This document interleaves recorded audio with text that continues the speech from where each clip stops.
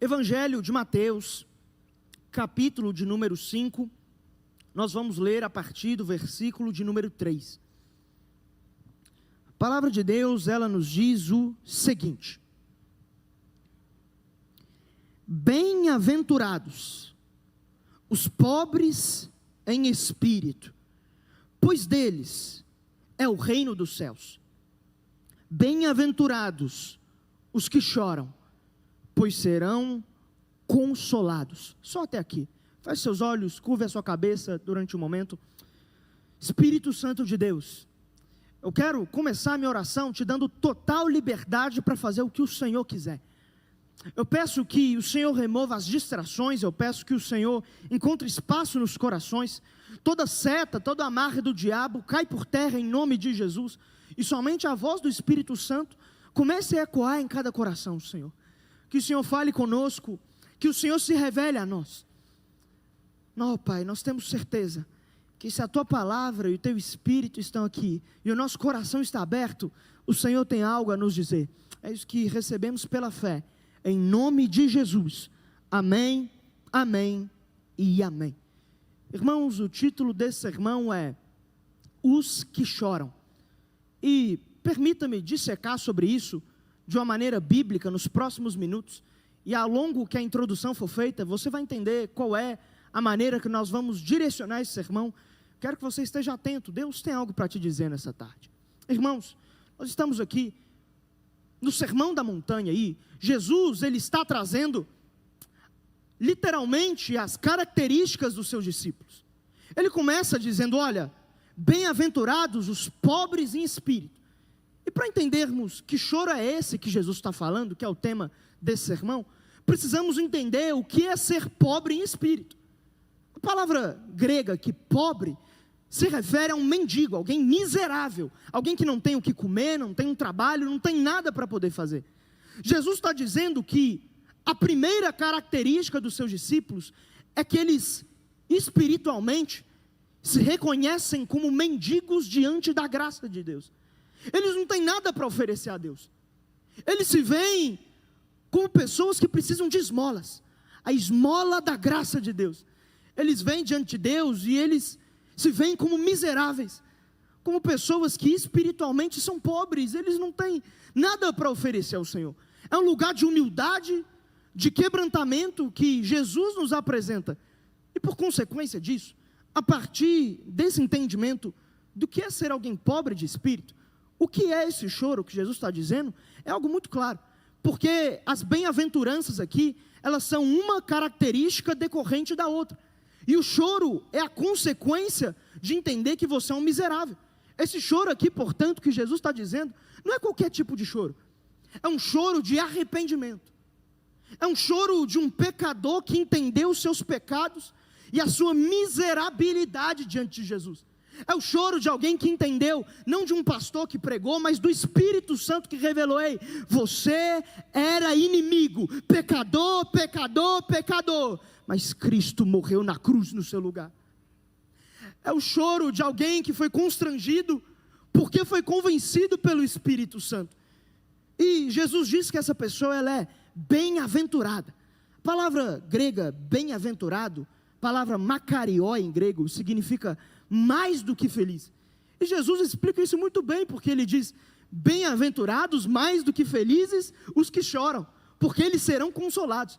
É quase uma bipolaridade bíblica. Jesus está falando assim, bem-aventurado, ou seja, muito feliz, é quem está triste, porque quem está triste vai ficar feliz. Chega a ser uma contradição aos nossos ouvidos. Muito feliz é quem está triste, porque vai ficar feliz. E esse choro de arrependimento, ele é muito bem expresso quando nós olhamos para um texto específico da Bíblia, e é esse texto que eu quero trabalhar com você. Esse texto, eu quero que você vire a página da sua Bíblia, vá comigo para Lucas, capítulo 7, e deixe sua Bíblia aberta a partir do versículo 36. Irmãos, esse choro é um choro de sensibilidade ao pecado. É um arrependimento profundo, uma sensibilidade que o Espírito Santo cria em mim e em você. O mundo enxerga o choro como algo que é fraco, que nós precisamos esconder. Mas Jesus está dizendo: bem-aventurado é você se você chorar. Sabe por quê? Porque é no momento de choro que a minha alegria, a minha força se manifesta dentro de você. E por isso eu quero expor com você o texto de Lucas capítulo 7, versículo 36. Nós vamos ler do versículo 36 em diante. E o texto diz assim: convidado por um dos fariseus para jantar, Jesus foi à casa dele e reclinou-se à mesa.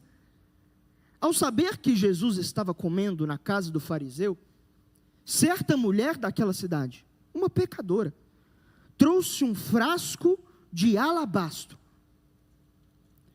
com perfume e se colocou atrás de Jesus, a seus pés. Chorando, começou a molhar-lhe os pés com suas lágrimas.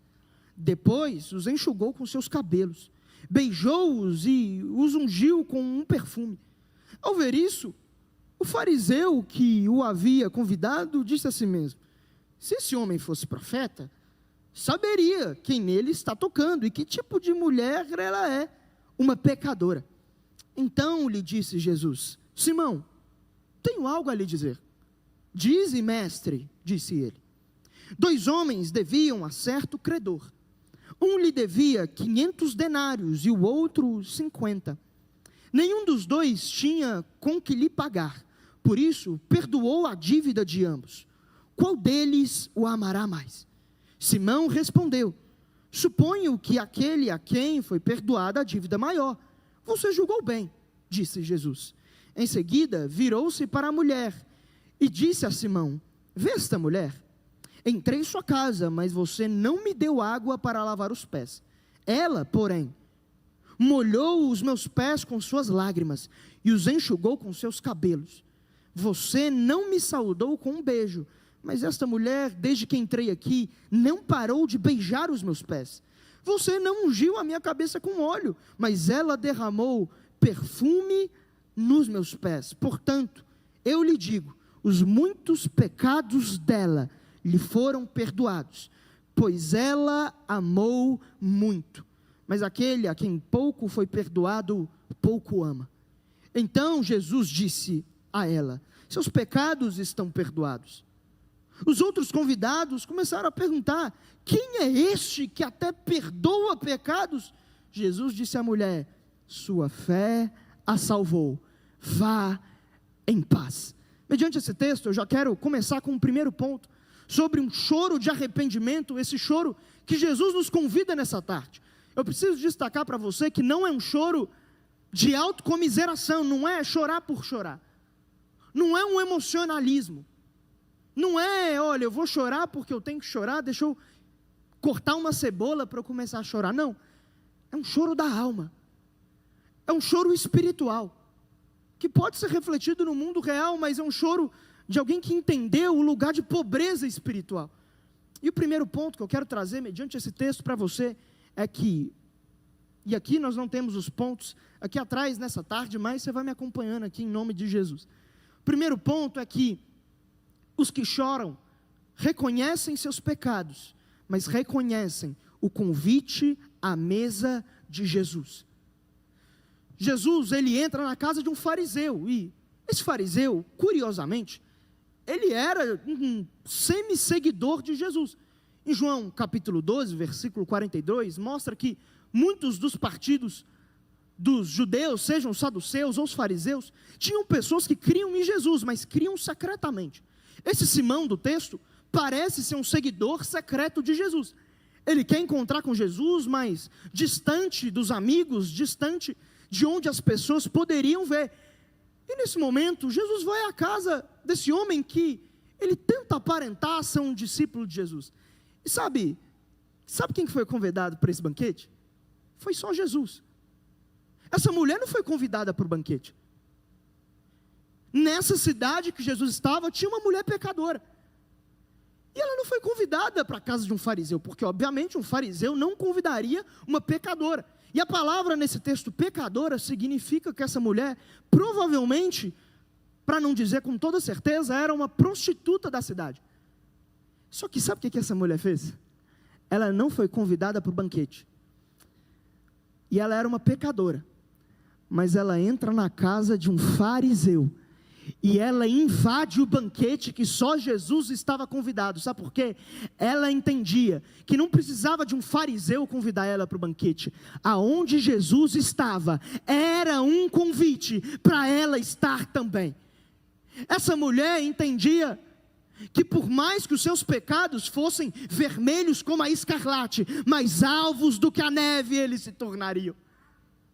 Na Palestina, na região de Israel nesses tempos, era comum as pessoas ficarem do lado de fora da casa, rodeando, como se fosse um espetáculo aquele banquete. Mas essa mulher, ela entrou dentro da casa, ela está aos pés do convidado, é um lugar de escândalo. Essa mulher não deveria estar ali. Irmãos, essa mulher era uma pecadora, uma prostituta, que não tinha reputação na cidade, mas ela corre para os braços de Jesus. Ei, irmão, deixa eu te dizer um negócio. A verdade é que quem chora pelos seus pecados, ele chora, mas ele chora correndo, indo à direção a Jesus.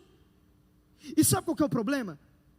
É que, vez ou outra, eu digo isso como pastor de jovens, por exemplo, irmãos, as pessoas, às vezes na caminhada cristã, ficam desanimadas, sabe por quê? Às vezes, o fardo da caminhada está pesado, às vezes o pecado está forte, às vezes a gente começa a falar assim: Senhor, eu pequei, então olha, eu acho que eu não vou ir para o culto não, sabe, eu não estou me sentindo digno. Aí às vezes, você não tem uma boa resposta para alguém, aparece aquele tiquinho de vaidade escondido do seu coração, aquilo que você não caía, tinha muito tempo, você cai de novo. E sabe o que a gente fala? Não, eu não vou no GC essa semana não, sabe, eu não vou ler a Bíblia e orar hoje não. Irmão, você não está entendendo, você está quebrado espiritualmente? É justamente o contrário. Tem um convite, tem um lugar para você à mesa com Jesus. Você quer saber se alguém é crente? Não é se essa pessoa pecou ou não. Veja o que ela vai fazer depois de cair. É aí que vai aparecer quem é crente de verdade e quem não é. Sabe por quê? Quem não é, fala assim: olha, eu não sou mais bem-vindo no banquete.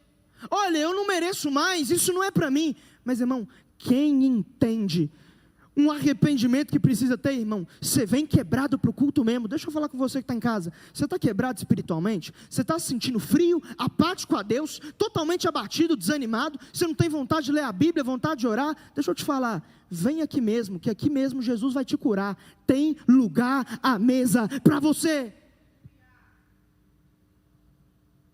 Eu imagino, às vezes, eu fico pensando, eu estou indo me casar daqui a poucos dias, e às vezes eu começo a viajar um pouco na maionese sobre como que eu vou ser como pai. E eu imagino meu filho dentro de casa, ele quebrou alguma coisa. Eu não sei se você já é pai ou mãe, enfim, se não é, imagina comigo também. Se já é, provavelmente você já passou por isso, mas eu estou pensando aqui. Eu imagino meu filho, eu chego da igreja, chego em casa e ele quebrou o prato caro que eu comprei, que a mamãe tinha pedido, do jogo de prato lá, que foi o meu rim. Só que aí, sabe o que ele faz? Na hora que eu chego em casa, ele vem correndo, e ao invés de esconder, ele fala assim: papai, deixa eu te falar, não fica bravo comigo não, eu quebrei o prato. Eu posso estar com a raiva que for, só que como ele falou para mim, eu vou ser tomado de um amor, eu vou abraçar o meu filho, eu vou falar: filho, tá tudo bem, papai te ama, obrigado por ter me contado, tá bom? No fundo, dá uma vontade às vezes, de falar: ô menino, não sei, mas irmão, sabe por que eu estou te falando isso? Essa mulher entendeu essa verdade, que ela pecou, mas que tinha lugar para ela voltar para os braços de Jesus e falar: papai, eu pequei, eu estou falando para o Senhor, tem como o Senhor me abraçar? Jesus fala: filha, aos teus pés é o meu lugar. Se você vier, irmão, o problema é que tem muita gente que peca e ao invés de correr para os braços de Jesus, quer esconder. O problema que eu teria com meu filho na minha casa é se ele quebrasse o prato e não falasse nada. Se eu descobrisse, aí eu ia ficar bravo. Irmão, deixa eu te falar, você não esconde os seus pecados de Deus. Deus está lá vendo o que você está fazendo no seu quarto sozinho. Deus está lá vendo o que você está falando com as pessoas no WhatsApp, que já devia ter bloqueado. Deus está vendo aquilo que você tem assistido na internet, Deus está vendo. E a minha pergunta para você é: você vai continuar tentando esconder, ou você vai vir para a luz, para a mesa de Jesus que te cura? Não fuja da presença de Deus. Não fuja da presença de Deus. Às vezes a culpa, a vergonha pode tentar nos parar, mas irmão, quem entendeu o privilégio de estar aos pés de Jesus, irmão, não tem culpa, não tem acusação do diabo que para, ele prossegue para o alvo que é Cristo. Será que você não tem fugido de Deus? Será que no seu dia a dia nós não erramos e a gente pega aquela sujeira e varre para debaixo do tapete e finge diante de Deus que não aconteceu nada, irmão?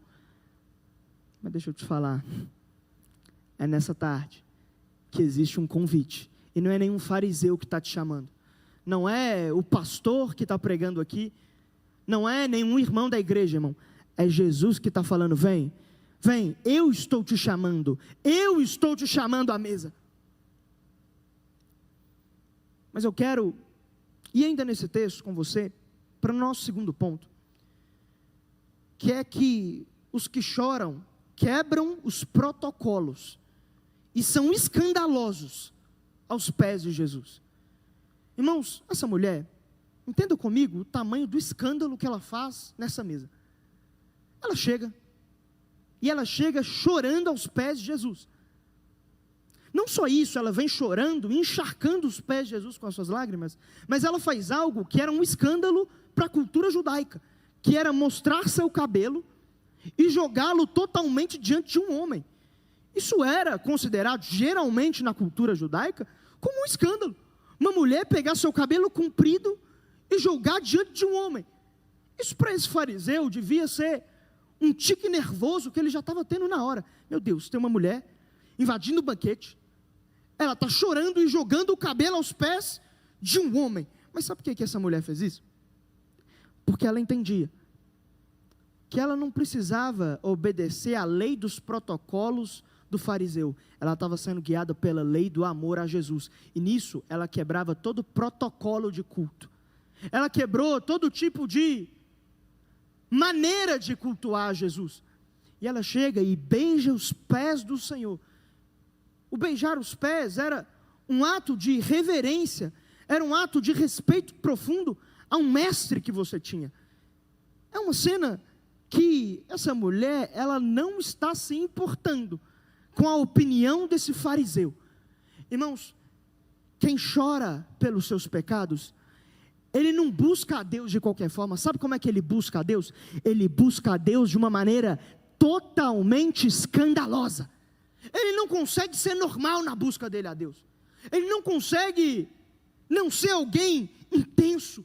Ele não consegue não ser alguém que é íntimo de Deus. Irmão, deixa eu te falar. Sabe o que difere um arrependimento falso de um arrependimento verdadeiro? A qual opinião você está se importando mais? A opinião das pessoas que estão te vendo, ou a opinião de Deus que está te vendo? Essa mulher, ela estava quebrando regra após regra na casa desse fariseu, porque ela entendia que aquele era um lugar de intimidade dela com Jesus. Ela estava jogando os cabelos, beijando, chorando. Isso era escandaloso para o fariseu, mas para ela era a maneira de chorar a lamentação da sua alma pelos seus pecados. Irmãos, essa, por exemplo, é a diferença entre Davi e Saul. Por que a Bíblia chama Davi de homem segundo o coração de Deus e Saul como um rejeitado, que Deus rejeitou? Sabe por quê? Vamos analisar o pecado dos dois. Davi, ele comete alguns pecados bem pesados que eu vou listar para você. Davi, ele comete adultério, ele comete manipulação, mentira e assassinato. Já Saul, sabe quais pecados que ele cometeu? Ele cometeu 2. Ele sacrificou um sacrifício a Deus alguns minutos antes de Samuel chegar. E Saul venceu uma guerra que Deus pediu ele para vencer, mas ele não exterminou todo o espólio de guerra, os animais, as pessoas, ele poupou só alguns. Não parece que os pecados de Saul são muito mais leves do que o de Davi? Nesse sentido, era para Jesus ser chamado filho de Saul. Mas sabe por que a Bíblia chama Jesus de filho de Davi? Vamos comparar o arrependimento de Davi e de Saul quando eles são descobertos. Ali, em 1 Samuel capítulo 15, o profeta Samuel, ele vem até Saul, e ele confronta Saul com o pecado dele. E sabe o que Saul diz? Ele fala assim: pequei. Parece que Saul está arrependido. Mas Saul vira e fala assim: agora, Samuel, volta comigo, me honra diante das pessoas. Em outras palavras, o arrependimento de Saul era só baseado na opinião dos fariseus, na opinião das pessoas, e não na opinião de Deus. Saul, ele se arrependia quando a reputação dele estava em xeque. Já Davi, quando ele peca, ele produz no Salmo 51, um salmo do seu arrependimento, que ele confessa o seu adultério, e ele mostra isso para todo Israel, se torna uma música de Israel, em que ele não coloca nenhum culpado terceiro. Ele fala: não, Senhor, a culpa é minha. Irmãos, de verdade mesmo, quanto que a gente vai parar de ter um cristianismo tão mecânico? Eu fico incomodado, deixa eu falar para você, porque, irmão, eu sou pentecostal. Deixa eu te falar um negócio, eu não consigo falar assim: olha, estamos num culto, e aí a gente está cantando uma música que fala que Deus nos perdoou, nos salvou, e sabe como é que a gente está cantando isso? Deus salvou, curou. Irmão, será que a gente não está entendendo que existe uma empolgação naquilo que estamos fazendo? Quem entende esse lugar de choro da alma, ele é escandaloso na busca com Jesus. Vou trazer uma ilustração para você. Vocês que estão aqui presencialmente, imagina comigo se chegasse alguém aqui agora, que é um ex-drogado, e ele estivesse nesse culto, nós começássemos a cantar, e ele começasse a cantar também. Existiria altas probabilidades de mim, de você, a gente olhar para ele. Imagine que esse cara, ele está cantando alto, ele está pulando, ele está dançando aqui no meio. Nós poderíamos olhar para ele muito bem e julgar ele. Mas se a gente fosse confrontar ele, sabe o que ele poderia dizer? Se vocês entendessem o lugar que Jesus me tirou, vocês iriam dançar comigo também. Irmão, você está entendendo que quem foi perdoado tem uma busca escandalosa por Jesus. Ele não consegue ser normal, porque o que Jesus fez por ele não foi normal.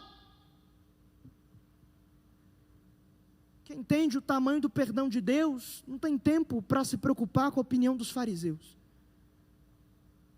Ele não está nem aí no culto, se os outros estão olhando que ele está chorando, se os outros estão olhando no culto que ele está ajoelhado, se os outros estão achando que ele está assim ou assado. Não, irmão, chega de regras. Nós começamos a colocar protocolos nos cultos. Não, olha, você não pode fazer isso. Não, olha, você precisa se comportar desse jeitinho. Não, você está exagerando a fé. Não, irmão, quem muito foi perdoado, muito ama. A verdade é que tem muito tempo que nós não fazemos o que essa mulher aqui fez. Ela foi escandalosa. Ela chorou aos pés de Jesus, jogou seus cabelos, escandalizou o fariseu. E sabe por que eu te trouxe esse exemplo aqui? Porque hoje nós estamos muito mais para o Simão desse texto, que é o fariseu, do que para essa mulher pecadora, que está aos pés de Jesus sendo escandalosa. Eu estou sendo sincero aqui para você, eu estou aqui pregando, e eu estou tentando ser o mais escandaloso possível para você, porque eu estou indignado que nós criamos regras para adorar Jesus e nos tornamos Simão, o fariseu desse texto. Eu estou escandalizado com o nosso farisaísmo.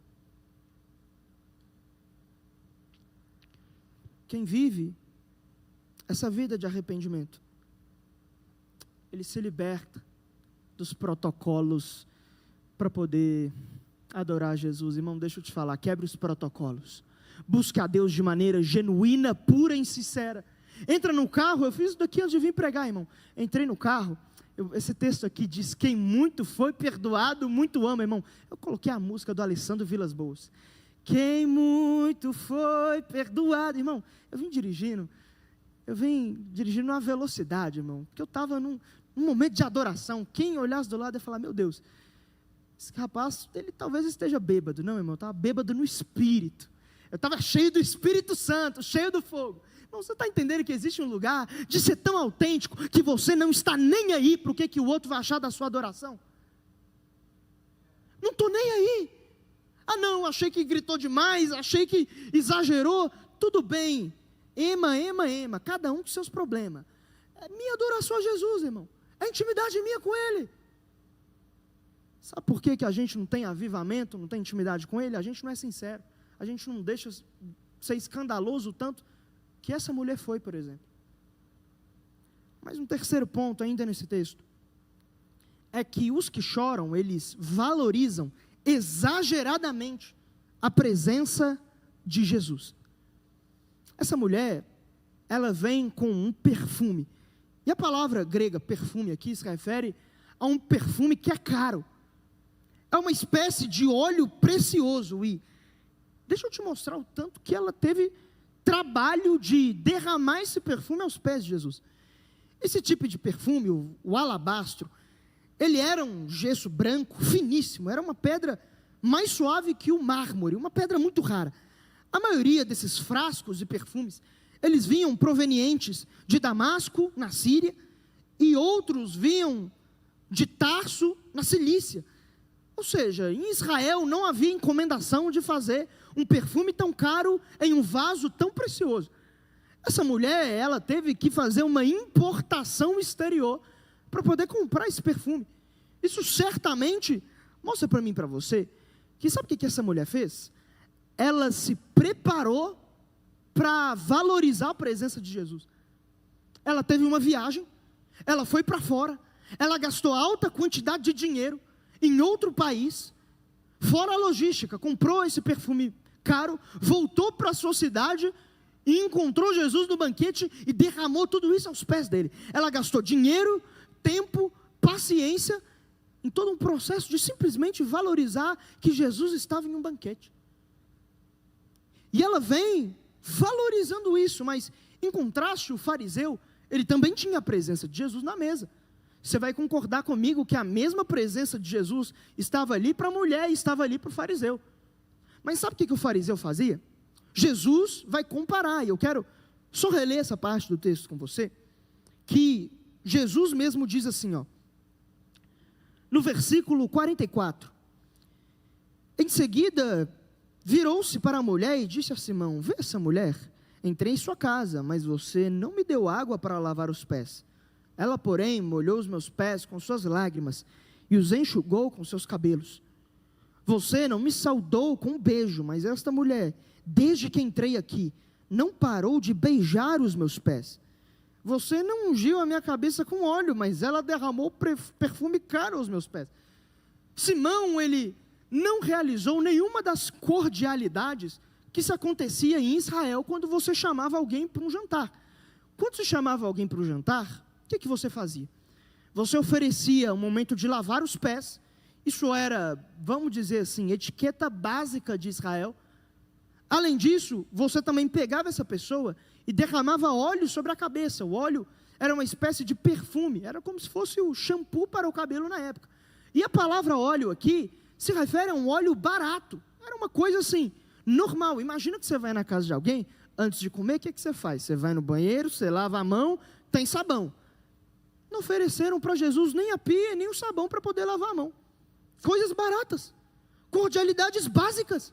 Mas aí vem essa mulher com um presente importado e caro de longe, e derrama aos pés de Jesus. Jesus está mostrando, ei Simão, eu estou com a mesma presença aqui para você e para ela, mas ela valoriza a minha presença e você não. Irmão, quem tem uma lamentação na alma pelos seus pecados, ele valoriza de maneira exagerada a presença de Jesus. A presença de Jesus, irmãos, quando nós olhamos para um culto, tem pessoas que estão com a presença de Jesus, mas estão como Simão, totalmente apáticos e não valorizam a presença de Jesus. Mas por outro lado, tem pessoas que estão derramando um perfume caro aos pés de Jesus. A minha pergunta para você não é você tem a presença de Jesus, é você tem valorizado exageradamente a presença de Jesus. Porque, vamos ser sinceros, nós valorizamos tudo.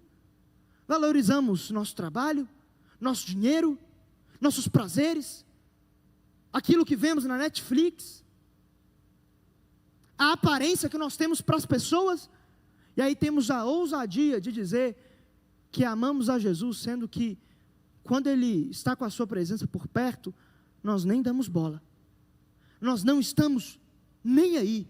Irmãos, quem é apaixonado por alguém, ele tem uma tendência a querer surpreender aquela pessoa. Eu estou noivo, estou há 2 meses de casar, eu falo isso em todo sermão, eu sei, é chato, mas eu vou continuar repetindo até eu casar. Você vai ter que me aguentar mais um tempo aí, depois que eu casar eu vou falar outras coisas também, faz parte, irmão.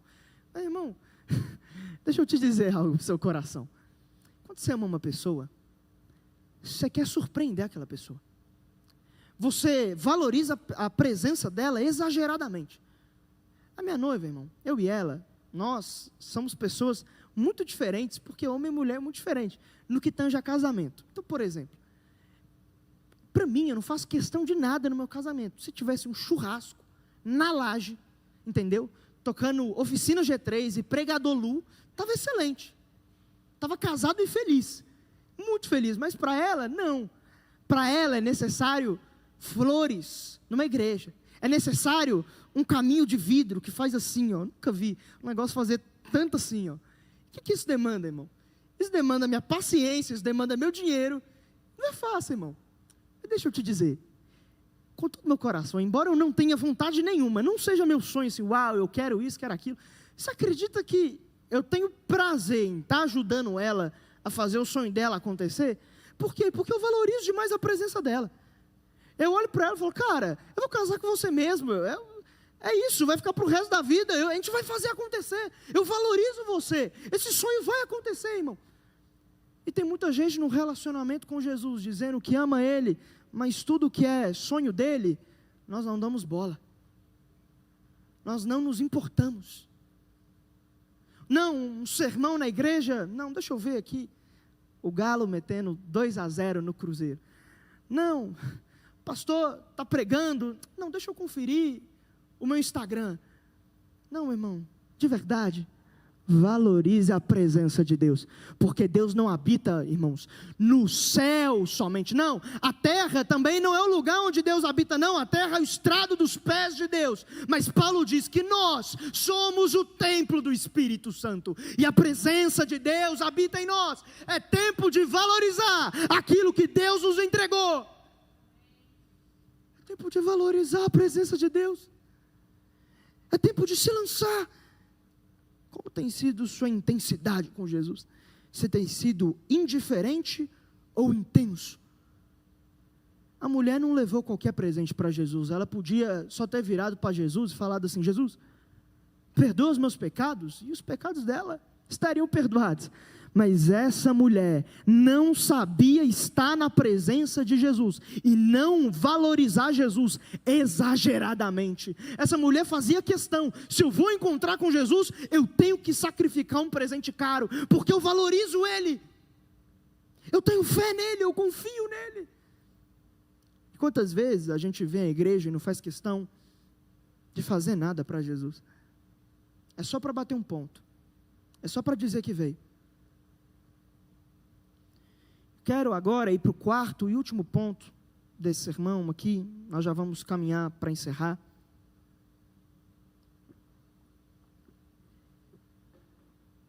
Que é que os que choram encontram amor e perdão, paz e transformação.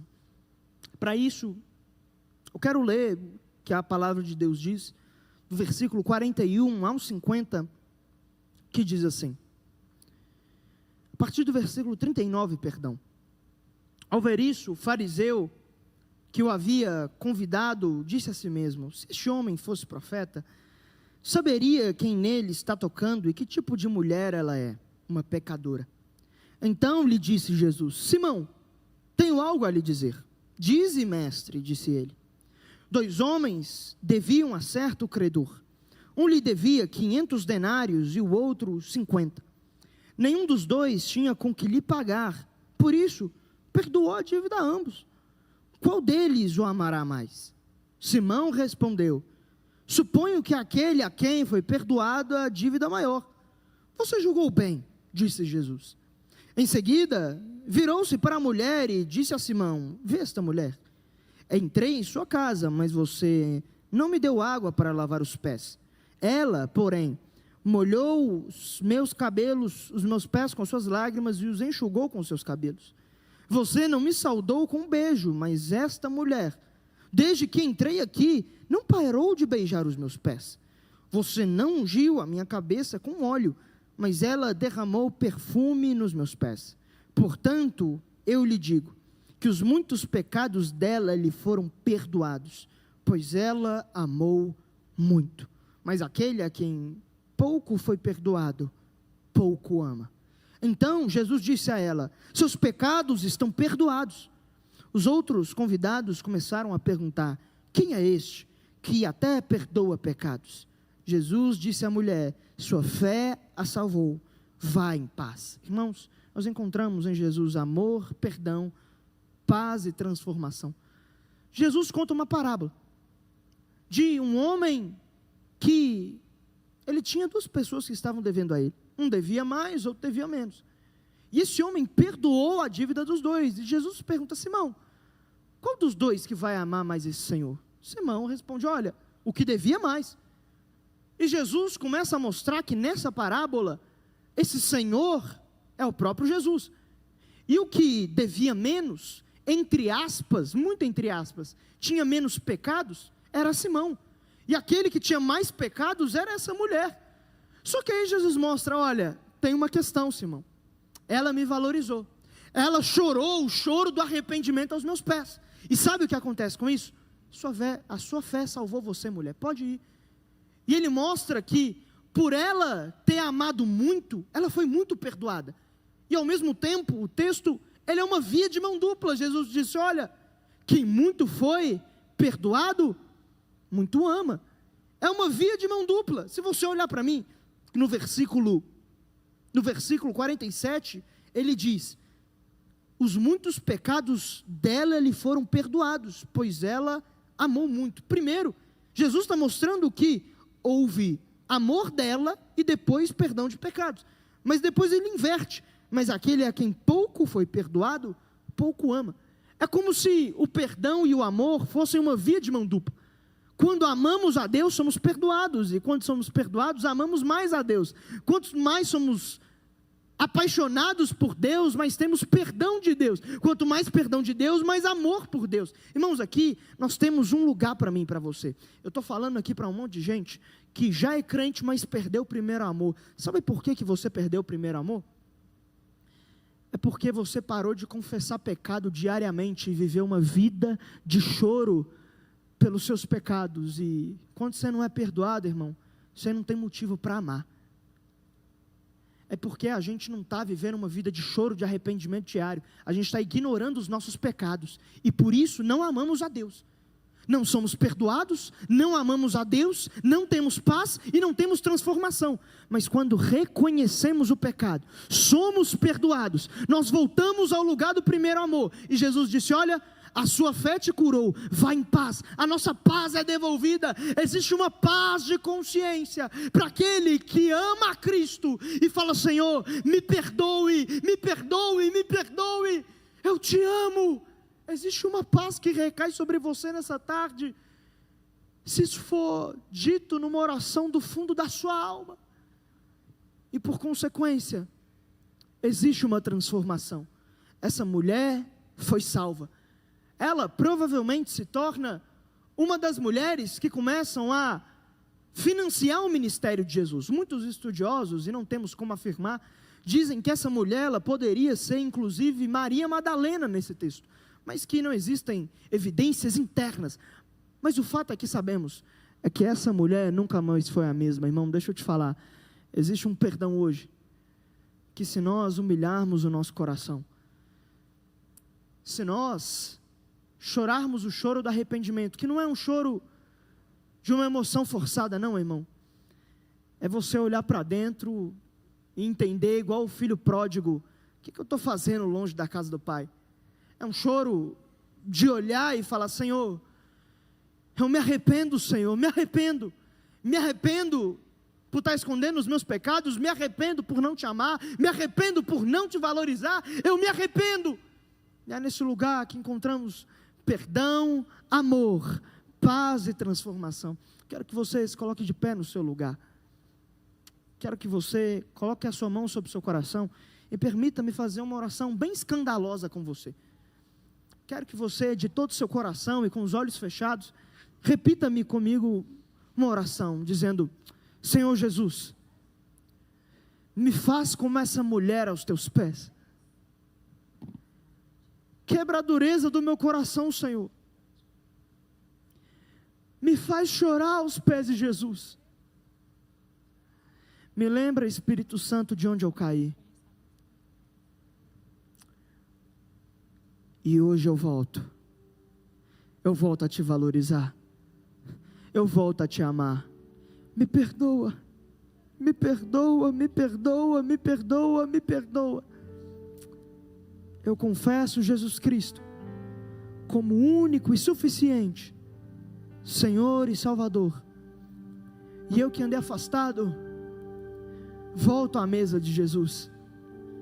Me aceita de volta. Amém. Quero falar com você que fez essa oração pela primeira vez. Você entende que existe um convite e Jesus está te chamando hoje. Não sou eu que estou te chamando, não. Você ouviu essa palavra nessa tarde, é porque Jesus está te chamando à mesa, ao lugar de estar aos pés dele, um lugar de choro que traz paz, amor, perdão e transformação. Se você fez essa oração, entende que hoje volta aos pés de Jesus, eu quero que você escaneie esse QR Code que nós temos aqui na nossa tela. O nosso time de moderadores já está disponível. Nós queremos conversar com você, caminhar com você, em nome de Jesus.